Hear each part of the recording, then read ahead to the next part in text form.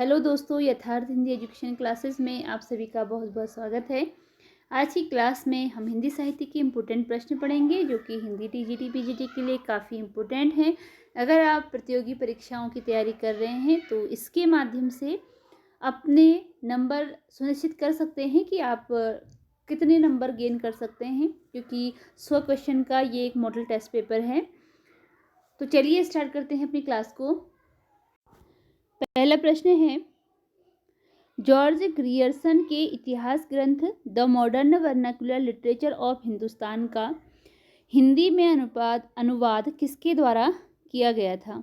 ये क्वेश्चन है कि जॉर्ज ग्रियर्सन का जो इतिहास ग्रंथ था the modern vernacular literature of Hindustan, इसका हिंदी में अनुवाद किसके द्वारा हिंदी में इसका अनुवाद किया गया था।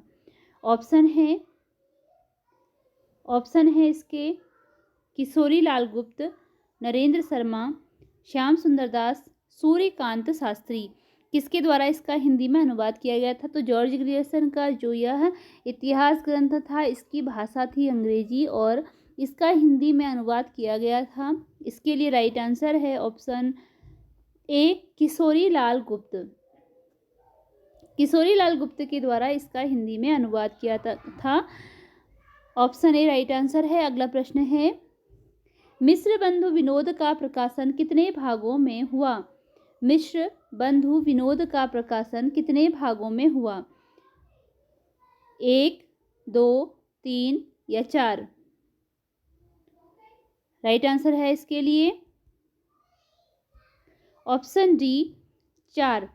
मिश्र बंधु विनोद इस रचना का प्रकाशन 4 भागों में हुआ था। अगला क्वेश्चन है, हिंदी भाषा और साहित्य किसकी रचना है। क्वेश्चन है, हिंदी भाषा और साहित्य किसकी रचना है। ऑप्शन है डॉक्टर नगेंद्र की, राम कुमार वर्मा की, श्याम सुंदर दास की या आचार्य रामचंद्र शुक्ल की। हिंदी भाषा और साहित्य हिंदी साहित्य का इतिहास ग्रंथ ही है, तो इसके लेखक का नाम बताना है, किसके द्वारा इसकी रचना की गई थी। राइट आंसर है ऑप्शन सी, श्याम सुंदर दास। इसकी रचना श्याम सुंदर दास जी के द्वारा की गई थी। हिंदी भाषा और साहित्य की जो रचना थी वह श्याम सुंदर दास के द्वारा की गई थी। अगला प्रश्न है, रामकुमार वर्मा ने रीतिकाल का समय कब से कब तक बताया है। रामकुमार वर्मा के अनुसार आपको बताना है कि रीतिकाल का समय कब से कब तक रामकुमार वर्मा के द्वारा बताया गया है। ऑप्शन है 1375 से 1700 से 1900, 1375 से 1900।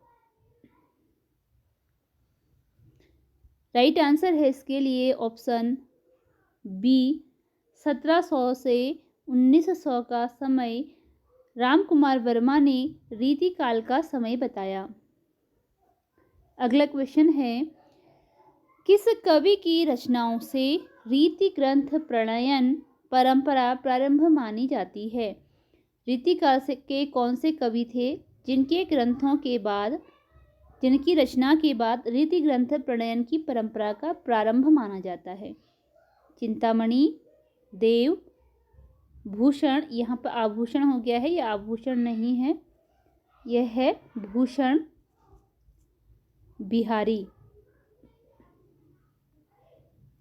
राइट आंसर है इसके लिए ऑप्शन ए, चिंतामणि की रचनाओं से रीति ग्रंथ प्रणयन की परंपरा मानी जाती है। अगला क्वेश्चन है, निम्न में से कौन सा ग्रंथ अपभ्रंश का व्याकरण है। अपभ्रंश का व्याकरण इनमें से कौन सा ग्रंथ है। भविष्यत कहा, संदेश रासक, शब्दानुशासन, उक्ति व्यक्ति प्रकरण। राइट आंसर है इसके लिए ऑप्शन सी, शब्दानुशासन। शब्दानुशासन यह भ्रंश का व्याकरण है। अपभ्रंश का व्याकरण ग्रंथ है शब्दानुशासन, और इसकी रचना की गई है हेमचंद के द्वारा। हेमचंद के द्वारा इसकी रचना की गई है। शब्दानुशासन अपभ्रंश का व्याकरण ग्रंथ है। अगला प्रश्न है, निम्न में से कौन सी विशेषता संत कबीर परंपरा की नहीं है। जो विशेषता संत कबीर हो गया है, ये संत काव्य है। ठीक है, तो टाइपिंग में मिस्टेक हो गई है। तो संत काव्य परंपरा की कौन सी विशेषता नहीं है? जो नहीं है वह बतानी है। ऑप्शन है निर्गुण ब्रह्म की उपासना, एकेश्वरवाद का समर्थन, रहस्य भावना की अभिव्यक्ति, ईश्वर के सगुण रूप की उपासना। राइट आंसर इसके लिए ऑप्शन डी है। ईश्वर के सगुण रूप की उपासना इसकी विशेषता नहीं है, क्योंकि जो संत परंपरा है, संत परंपरा जो है इसमें ईश्वर के निर्गुण रूप की उपासना की जाती है, तो नहीं बताना है, इसलिए ये सही है। इसके अतिरिक्त निर्गुण ब्रह्म की उपासना होती है, एकेश्वरवाद का समर्थन होता है, और एकेश्वरवाद का मतलब है कि एक ही ईश्वर को मानना, यानी कि सबका एक ही ईश्वर है। ठीक है, सबका मालिक एक है, ये वाला इसमें तर्क आता है। तो रहस्य भावना की अभिव्यक्ति, और रहस्य भावना की भी इसमें अभिव्यक्ति हुई है, तो जो नहीं है वह ऑप्शन डी है। अगला क्वेश्चन है, सूफी काव्य परंपरा के प्रतिनिधि कवि के रूप में किसे माना जाता है? सूफी काव्य परंपरा, तो सूफी काव्य परंपरा देखिए ये है भक्ति काल से संबंधित। जैसे भक्ति काल में मैं कितनी बार इसे बता चुकी हूँ और फिर बता रही हूँ, ताकि अगर आप पहले भी देख चुके हैं तो आपका रिवाइज हो जाए, इसीलिए। ठीक है, तो भक्ति काल में जैसे एक तो आती है सगुण भक्ति काव्य धारा और एक आती है निर्गुण भक्ति काव्य धारा। सगुण में आ जाते हैं राम काव्य धारा और कृष्ण काव्य धारा, और निर्गुण में आ जाते हैं संत काव्य धारा, और संत का मतलब है ज्ञानाश्रयी काव्य धारा और प्रेमाश्रयी काव्य धारा। ठीक है, तो प्रेमाश्रयी काव्य धारा के, सूफी का मतलब है प्रेमाश्रयी काव्य धारा। ठीक है, सूफी काव्य धारा और प्रेमाश्रयी काव्य धारा एक ही हैं। तो सूफी काव्य में कौन प्रतिनिधि कवि थे? ऑप्शन है दामोदर कवि, मंझन, उस्मान और जायसी। राइट आंसर इसके लिए ऑप्शन डी है, जायसी प्रतिनिधि कवि थे। और संत काव्य धारा में यानी कि ज्ञानाश्रयी काव्य धारा में कबीरदास प्रतिनिधि कवि थे, राम काव्य धारा में तुलसीदास, और कृष्ण काव्य धारा में सूरदास प्रतिनिधि कवि के रूप में जाने जाते हैं। अगला प्रश्न है, लखन सेन पद्मावती कथा के रचनाकार कौन हैं? लखन सेन पद्मावती कथा, ये रचना का नाम है, यहाँ से यहाँ तक लखन सेन पद्मावती कथा। तो इसके रचनाकार कौन हैं? जायसी, दामोदर कवि, Mulla Daud. Right answer option B है, दामोदर कवि लखन सेन पद्मावती के रचनाकार हैं। प्रेम तत्व की प्रधानता निम्न में से किस काव्य धारा की विशेषता है? कौन सी काव्य धारा है जिसमें प्रेम तत्व को प्रधानता दी गई है? प्रेम तत्व को प्रधानता दी गई है। संत काव्य, सूफी काव्य, राम काव्य, कृष्ण काव्य। जैसा कि अभी मैंने आपको ऊपर बताया कि प्रेमाश्रयी शाखा का मतलब क्या है? सूफी काव्य धारा, और ज्ञानाश्रयी का मतलब क्या है? संत काव्य धारा। ठीक है, तो सूफी आ रहा है, प्रेमाश्रयी में आपको प्रेम तत्व की प्रधानता पूछा है, तो प्रेम तत्व की प्रधानता किस में हो जाएगी? इसके लिए राइट आंसर क्या हो जाएगा? ऑप्शन बी, सूफी काव्य धारा में। अगला क्वेश्चन है, जायसी द्वारा रचित पद्मावत का रचनाकाल इनमें से कौन सा है? तो जायसी ने जो पद्मावत की रचना की है, पद्मावत की जो रचना की है, आपको इसका रचनाकाल बताना है कि कब इसकी रचना हुई है। 1501 में, 1503 में, 1504 में या 1540 में? राइट आंसर इसके लिए ऑप्शन डी है, 1540 में जायसी द्वारा पद्मावत की रचना की गई है। अगला क्वेश्चन है, सूफी प्रेम काव्य परंपरा के प्रथम कवि कौन माने जाते हैं? सूफी प्रेम काव्य परंपरा के प्रथम कवि माने जाते हैं। देखिए अभी हमने पहले पढ़ा था सूफी प्रेम काव्य के प्रतिनिधि कवि। ठीक है, कौन क्या पढ़ा था? वे थे प्रतिनिधि कवि। प्रतिनिधि कवि माना जाता है जायसी को। अब आपसे पूछा गया है कि इसका प्रथम कवि किसे माना जाता है? प्रथम कवि बताना है सूफी काव्य परंपरा का। ऑप्शन में है जायसी, उस्मान, मुल्ला दाऊद और मंझन। राइट आंसर इसके लिए है ऑप्शन सी, मुल्ला दाऊद। सूफी प्रेम काव्य परंपरा के जो प्रथम कवि थे वह माने जाते हैं मुल्ला दाऊद, प्रथम कवि। अगला क्वेश्चन है, तुलसीदास द्वारा रचित रचना कवितावली किस शैली में लिखी गई है?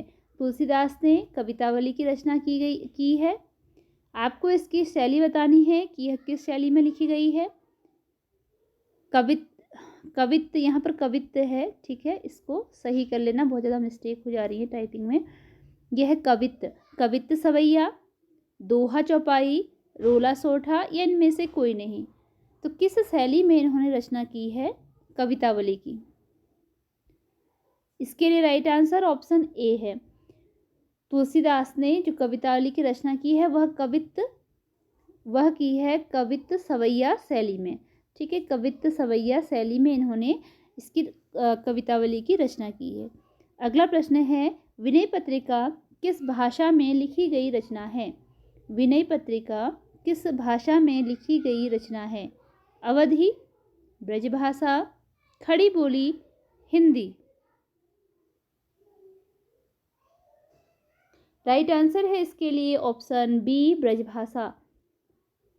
विनय पत्रिका की भाषा है ब्रज भाषा में लिखी गई यह रचना है और मुक्तक काव्य विधा की यह रचना है, ठीक है, मुक्तक काव्य विधा की यह रचना है विनय पत्रिका।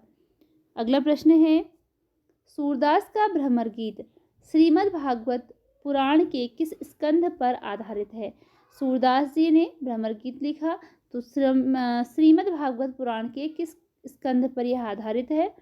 पहले स्कंद में, दूसरे पर, तीसरे पर या फिर नवम में? राइट आंसर ऑप्शन डी है, नवम स्कंद पर आधारित है। सूरदास का भ्रमर गीत श्रीमद् भागवत के नवम स्कंद पर आधारित है। अगला क्वेश्चन है, रीति ग्रंथ के से तात्पर्य है। रीति ग्रंथ किसे कहते हैं? रीति ग्रंथ से क्या मतलब है? उन ग्रंथों से जिसमें रस की विवेचना होती है, जिसमें अलंकार, रस, छंद, नायिका भेद है, जिसमें कृष्ण लीला का वर्णन है, जिसमें अलंकार को विशेष महत्व दिया गया है। इसके लिए राइट आंसर ऑप्शन बी है, जिसमें देखिए इसमें केवल रस की बात हुई है, इसमें केवल अलंकार की बात हुई है, तो जो बी वाला ऑप्शन है इसमें अलंकार, रस, छंद सभी की बात की गई है, नायिका भेद। तो काव्यांगों का जो निरूपण करता है ये कहलाते हैं काव्यांग, ठीक है, काव्यांगों का जो निरूपण करता है वह रीति ग्रंथ कहलाता है। काव्यांग क्या होते हैं? रस, छंद, अलंकार, नायिका भेद आदि क्या हैं? काव्यांग हैं, तो वह कहलाता है रीति ग्रंथ। अगला प्रश्न है, रीति काव्य के कितने भेद हैं? रीति काव्य के कितने भेद हैं? 2, 3, 4, 5। राइट आंसर ऑप्शन ए है, जो रीति काव्य है इसके लिए राइट आंसर 2 नहीं, इसके लिए है 3, ठीक है, रीति काव्य के 3 भेद हैं, रीतिबद्ध, रीति सिद्ध और रीति मुक्त। 3 भेद होते हैं, रीतिबद्ध होता है एक रीति सिद्ध होता है और एक रीति मुक्त होता है, ठीक है, तो यहाँ पर थोड़ा मिस्टेक हुई है, इसे 3। अगला है, निम्न में से कौन रीतिबद्ध कवि नहीं है? जो कवि रीतिबद्ध नहीं है वह बताना है। भूषण, मतीराम, देव, बोधा। राइट आंसर ऑप्शन डी है, बोधा रीतिबद्ध कवि नहीं है। बोधा इसके लिए राइट आंसर है। ये रीतिबद्ध कवि नहीं है, बल्कि जो बोधा है यह है रीति मुक्त कवि। अगला प्रश्न है, सुजान हित प्रबंध की रचनाकार निम्न में से कौन है? सुजान हित प्रबंध, ये रचना का नाम है सुजान हित प्रबंध। इसकी रचना किसने की है? ऑप्शन है निवास, कृष्ण कवि, घनानंद, आलम। राइट आंसर ऑप्शन सी है, घनानंद की यह रचना है सुजान हित प्रबंध। अगला क्वेश्चन है, आचार्य रामचंद्र शुक्ल के अनुसार रीतिकाल का प्रवर्तन किसके द्वारा माना जाता है? तो शुक्ल जी ने रीतिकाल का प्रवर्तक किसे माना है? किसने प्रवर्तन किया है? किसे माना है शुक्ल जी ने? ऑप्शन है चिंतामणि, नृपशंभु, केशवदास, कुलपति मिश्र। राइट आंसर है इसके लिए ऑप्शन ए चिंतामणि। रामचंद्र शुक्ल के अनुसार, आपको ध्यान यह देना है कि यह किसके अनुसार पूछा गया है, ठीक है, ये पूछा गया है आचार्य रामचंद्र शुक्ल के अनुसार, क्योंकि क्वेश्चन तब आंसर अलग हो जाता है जब किसी कवि के अनुसार पूछ लिया जाता है। एक तो सर्वमान्य होता है, सर्वमान्य मतलब कि जिसे अधिकतर लोगों ने स्वीकार किया हो, और एक होता है कि जो किसी कवि के अनुसार होता है। अभी हम रामचंद्र शुक्ल जी के अनुसार पूछ रहे हैं, तो इसके लिए राइट आंसर ऑप्शन ए है, चिंतामणि को माना है शुक्ल जी ने। अगला क्वेश्चन है, बिहारी का जन्म निम्न में से किस स्थान पर हुआ था? बिहारी का जन्म स्थान बताना है कि कौन सा इनका जन्म स्थान, Rajapur, Sihi, Mithila, Gwalior. Right answer option D है ग्वालियर। बिहारी का जन्म स्थान ग्वालियर था। निम्न में कौन सा द्विवेदी युगीन कवि नहीं है? इनमें से कौन सा कवि है जो कि द्विवेदी युग का नहीं है? नहीं जो है जो वह बताना है, द्विवेदी युग का कवि जो नहीं है। नाथुराम शर्माशंकर, अयोध्या सिंह उपाध्याय, ये ऑप्शन सी में चले गया है, हरिऔध यहीं पर इनका है। अंबिका दत्त व्यास।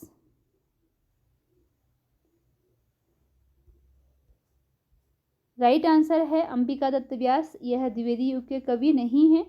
नाथुराम शर्माशंकर और अयोध्या सिंह उपाध्याय, हरिऔध, ये द्विवेदी युग के कवि हैं। अंबिका दत्त व्यास यह है भारतेंदु युग के कवि, ठीक है, भारतेंदु युग के कवि हैं अंबिका दत्त व्यास। अगला क्वेश्चन है, छायावाद को स्थूल के प्रति सूक्ष्म का विद्रोह किसके द्वारा कहा गया है? छायावाद को स्थूल के प्रति सूक्ष्म का विद्रोह किसके द्वारा माना गया है? किसने कहा है यह? ऑप्शन है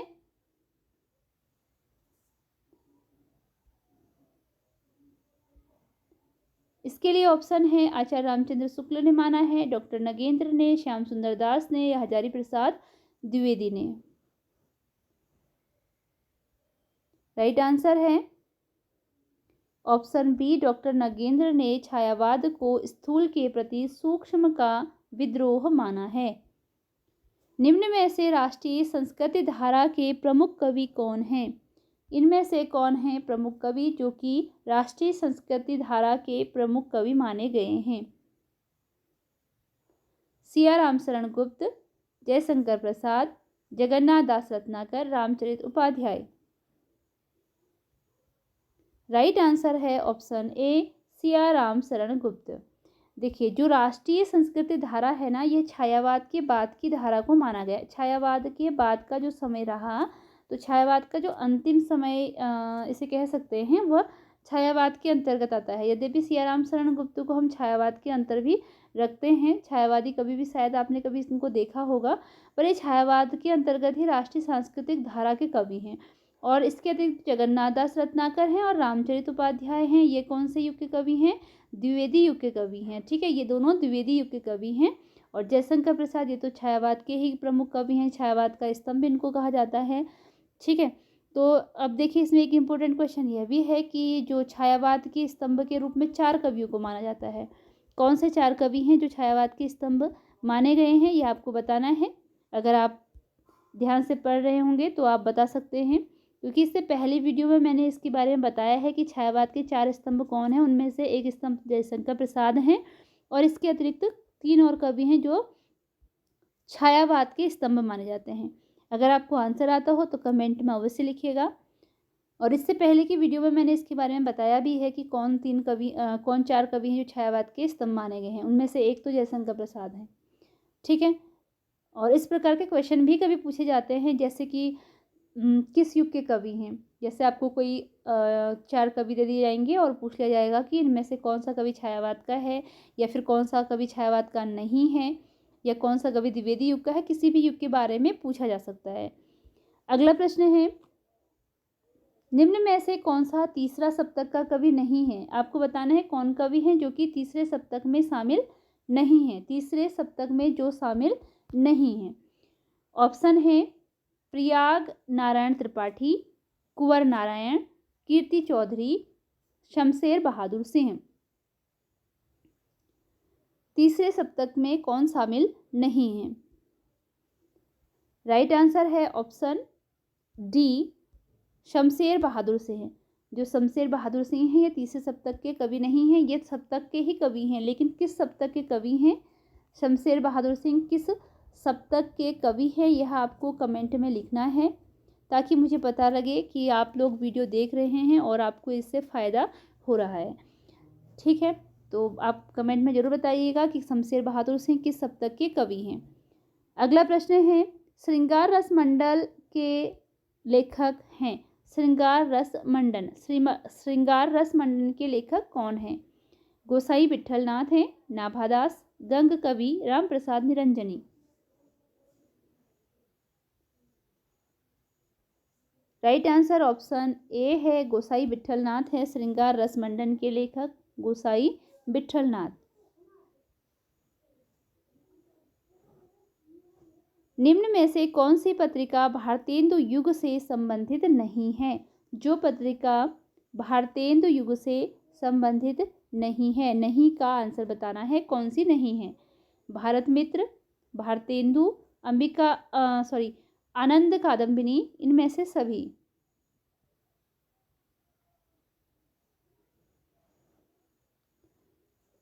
इस क्वेश्चन में थोड़ा सा सुधार कर लेंगे क्योंकि क्वेश्चन में नहीं हट जाना चाहिए था। कौन इस क्वेश्चन में है भारतेंदु युग से संबंधित है, कौन सी संबंधित है? ठीक है, तो राइट आंसर इसका इनमें से सभी है। ये सारी जो पत्रिकाएं हैं ये भारतेंदु युग की ही हैं, भारत मित्र भी, भारतेंदु भी और आनंद कादम्बिनी भी, ये सारी भारतेंदु युग की पत्रिकाएं हैं। अगला क्वेश्चन है, भारतेंदु पत्रिका के संपादक निम्न में से कौन थे? भारतेंदु पत्रिका, इसका संपादन या इसको किसने प्रारंभ किया? भारतेंदु हरिश्चंद्र ने, बालकृष्ण भट्ट ने, राधाचरण गोस्वामी ने या रुद्रदत्त ने? राइट आंसर है ऑप्शन सी, राधाचरण गोस्वामी ने भारतेंदु नामक पत्रिका का संपादन किया। भारतेंदु नामक पत्रिका प्रारंभ की राधाचरण गोस्वामी ने।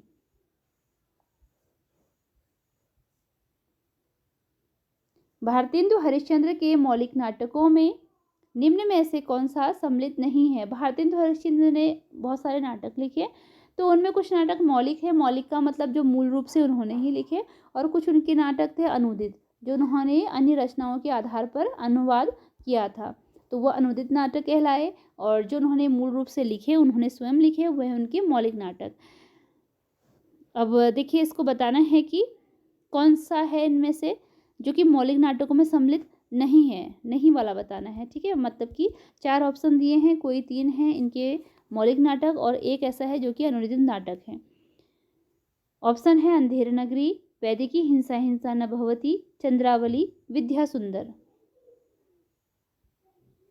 राइट आंसर है ऑप्शन डी, विद्या सुंदर इनका मौलिक नाटक नहीं है, भारतेंदु जी का ही यह नाटक है, लेकिन यह इनका अनुदित नाटक है। विद्या सुंदर क्या है? यह संस्कृत का एक नाटक है जिसका इन्होंने अनुवाद किया है हिंदी में। अगला प्रश्न है, महावीर प्रसाद द्विवेदी सरस्वती पत्रिका के संपादक कब से कब तक रहे? महावीर प्रसाद द्विवेदी हिंदी सरस्वती पत्रिका के संपादक कब से कब तक रहे? 1900 से 1920, 1902 से 1920, 1903 से 1920, 1900 से 1922। राइट आंसर है इसके लिए ऑप्शन सी, 1903 से 1920 तक का समय महावीर प्रसाद द्विवेदी का ऐसा समय था जब वे सरस्वती पत्रिका के संपादक बने। अगला क्वेश्चन है, हमारी जापान यात्रा किसका यात्रा वृत्तांत है? हमारी जापान यात्रा, ये रचना का नाम है यहाँ तक, हमारी जापान यात्रा। यात्रा वृत्तांत विधा की रचना है, किसका यात्रा वृत्तांत है बताना है। ऑप्शन है भारतेंदु हरिश्चंद्र, कन्हैयालाल मिश्र प्रभाकर, सत्यदेव परिव्राजक, यशपाल।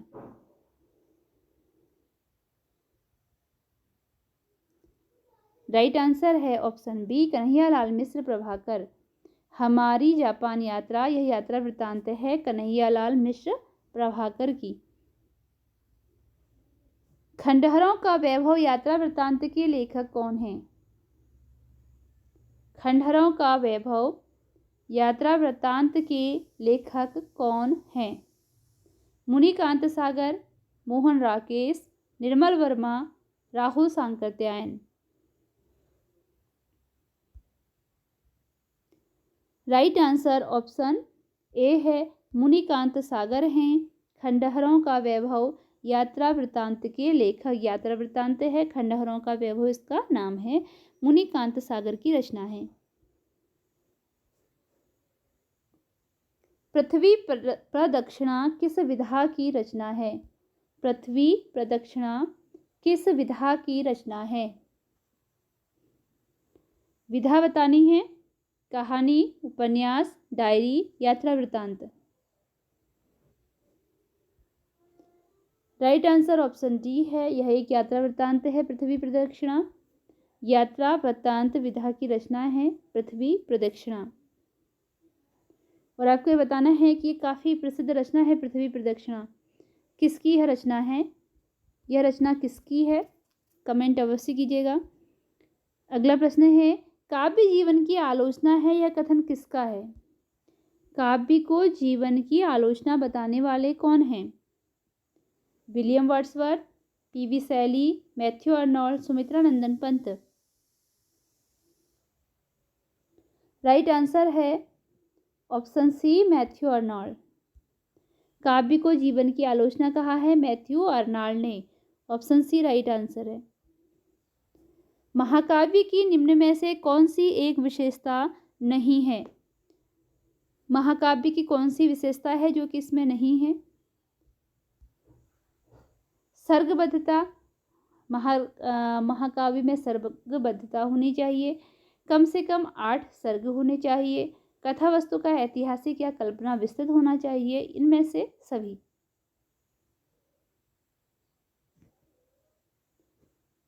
तो राइट आंसर है इनमें से सभी।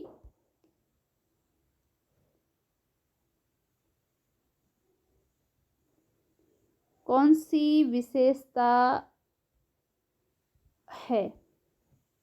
ठीक है, ये सारी विशेषताएं हैं महाकाव्य की, ये सारी महाकाव्य की विशेषताएं हैं। सर्गबद्धता होनी चाहिए, कम से कम 8 सर्ग होने चाहिए, कथा वस्तु का ऐतिहासिक या कल्पना विस्तृत होना चाहिए। तो यह सभी महाकाव्य की विशेषताएं हैं। अगला है, रामचंद्रिका किस विधा की रचना है? रामचंद्रिका किस विधा की रचना है? नाटक, कहानी, महाकाव्य, खंडकाव्य। राइट आंसर है ऑप्शन सी महाकाव्य है रामचंद्रिका।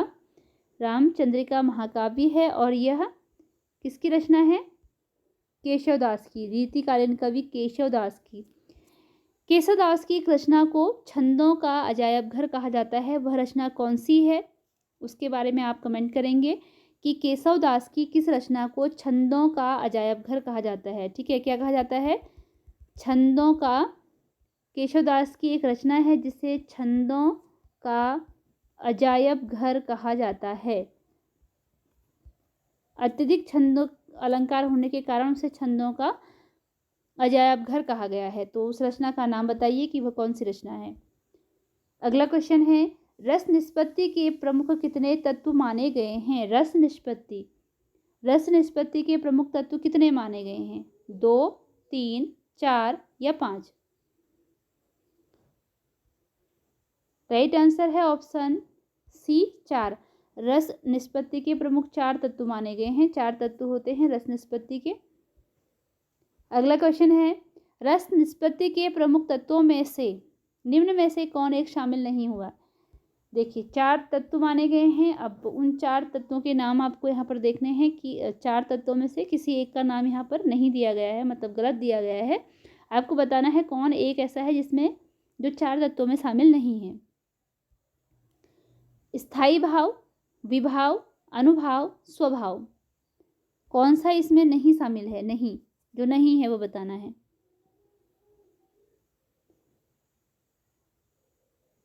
राइट आंसर है इसके लिए ऑप्शन डी स्वभाव।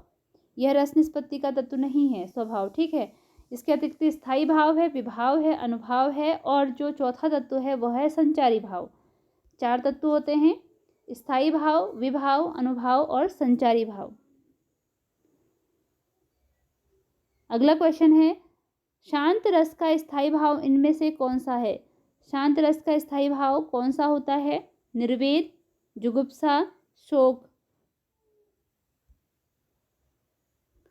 राइट आंसर है ऑप्शन ए, निर्वेद। शांत रस का स्थायी भाव होता है निर्वेद। अगला क्वेश्चन है, सब यानन्ते श्रेष्ठ अति द्रुतगामिनी कार। अति द्रुतगामिनी कार, यह पंक्ति किसके द्वारा लिखी गई है? सब यानन्ते श्रेष्ठ अति द्रुतगामिनी कार, यह पंक्ति किसने लिखी है? पंत, मैथिली शरण गुप्त, हरिशंकर शर्मा, जैनेन्द्र।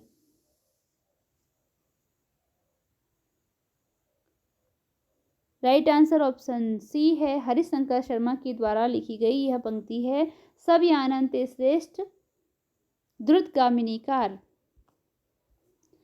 उस काल मारे क्रोध के तन कांपने उनका लगा, मानो हवा के जोर से सोता हुआ सागर जगा। सोता हुआ सागर जगा, यह पंक्ति किसके द्वारा लिखी गई है? मैथिली शरण गुप्त, जयशंकर प्रसाद, सूर्यकांत त्रिपाठी निराला, रमा शंकर शुक्ल रसाल।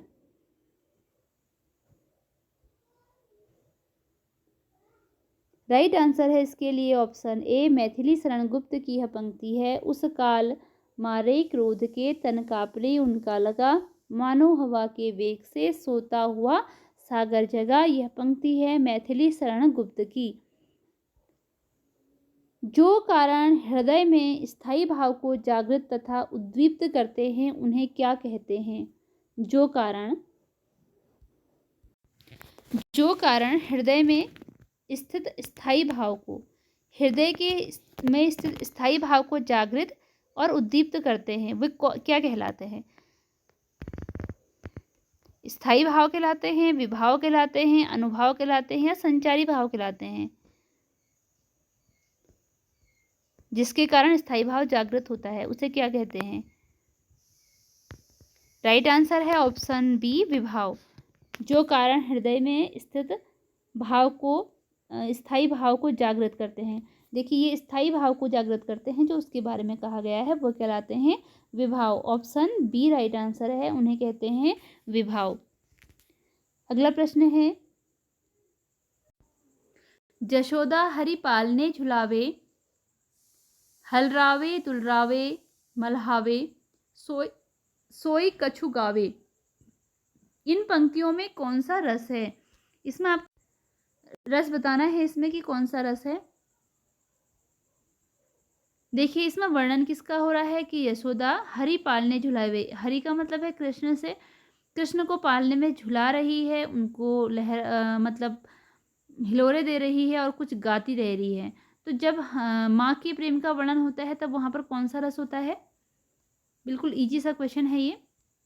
वहाँ पर होता है वात्सल्य रस। ठीक है, जब माँ की ममता का वर्णन होता है तो वहाँ पर होता है वात्सल्य रस।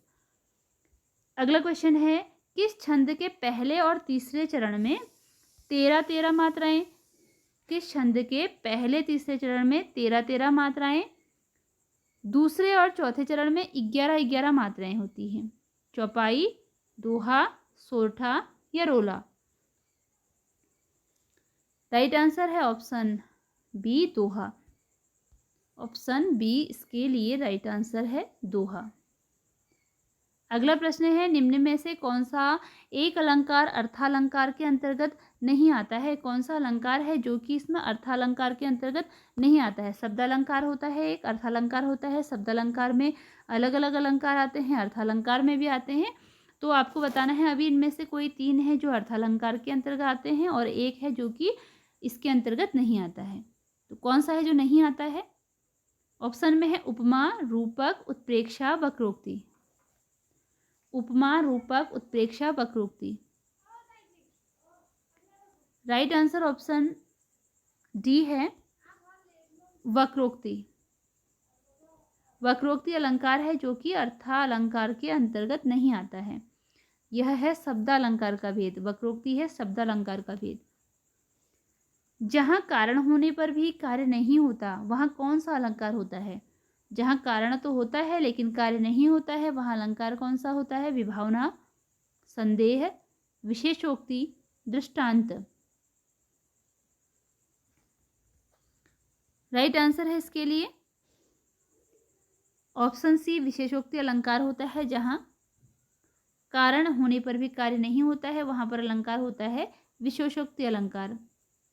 निम्न में कौन सा बिहारी हिंदी के अंतर्गत नहीं आता है? इनमें से कौन सा है जो कि बिहारी हिंदी के अंतर्गत नहीं आता है? हिंदी की 5 उपभाषाएं हैं, 5 उपभाषाएं हैं। तो इन उपभाषाओं में आपको बताना है कि बिहारी हिंदी के अंतर्गत कौन सा नहीं आता है। भोजपुरी, बघेली, मगही या मैथिली। राइट आंसर है ऑप्शन बी, बघेली। बघेली या बिहारी हिंदी के अंतर्गत नहीं आता है। अगला क्वेश्चन है, किसमिस किस भाषा का शब्द है? किसमिस, किसमिस किस भाषा का शब्द है? अरबी, फारसी, हिंदी, तुर्की। राइट आंसर है ऑप्शन बी, फारसी। किसमिस फारसी भाषा का शब्द है। फारसी भाषा का शब्द है किसमिस। निम्न में कौन सा एक शब्द तत्सम शब्द का उदाहरण नहीं है? जो तत्सम शब्द नहीं है वह बताना है। अक्षर, कक्षा, कनिष्ठ, चैत। राइट आंसर है ऑप्शन डी, चैत। चैत तत्सम शब्द नहीं है, यह तद्भव शब्द है। इसका तत्सम रूप चैत्र होता है। यह इसका तत्सम रूप है और यह है तद्भव रूप। निम्न में कौन सा वर्ण अघोष ध्वनि के अंतर्गत नहीं आता है? जो वर्ण अघोष ध्वनि के अंतर्गत नहीं आता है वह बताना है। कौन सा वर्ण है जो कि अघोष ध्वनि के अंतर्गत नहीं आता है? क, ख, ग, घ।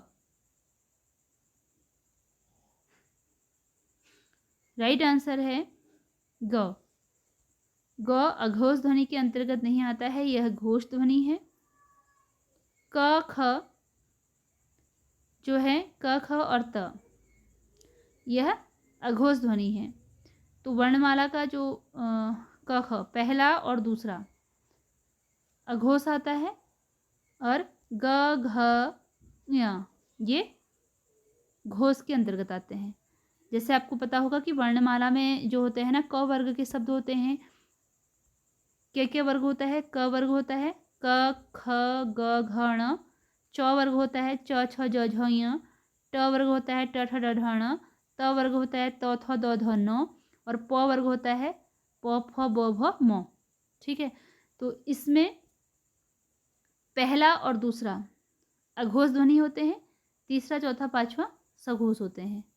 इस प्रकार ये बटे होते हैं। तो इसी के आधार पर इनको घोष और अघोष कहा जाता है। तो इसी के साथ आज की वीडियो यहीं पर एंड होती है। मिलते हैं अगली वीडियो में, इसके आगे के क्वेश्चन सॉल्व करेंगे उसमें। तो फिलहाल अभी की वीडियो के लिए इतना ही। अगर आप चैनल पर नए हैं तो चैनल को सब्सक्राइब जरूर कीजिएगा। धन्यवाद।